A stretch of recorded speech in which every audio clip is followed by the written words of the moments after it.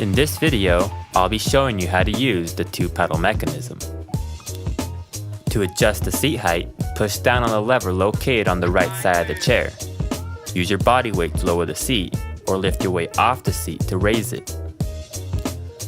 The same lever enables the seat tilt function. Pull the lever out to unlock, or push it in to lock it again.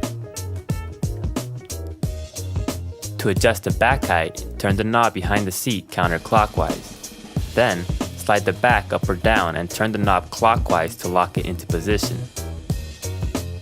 The second lever adjusts the back position. Pull the lever up to unlock and lean back and forward. Let go of the lever at your desired position. To adjust the tilt resistance, turn the knob located under the mechanism clockwise or counterclockwise. If you decided to get the optional seat slider installed, you will have an extra lever on the left side of the chair.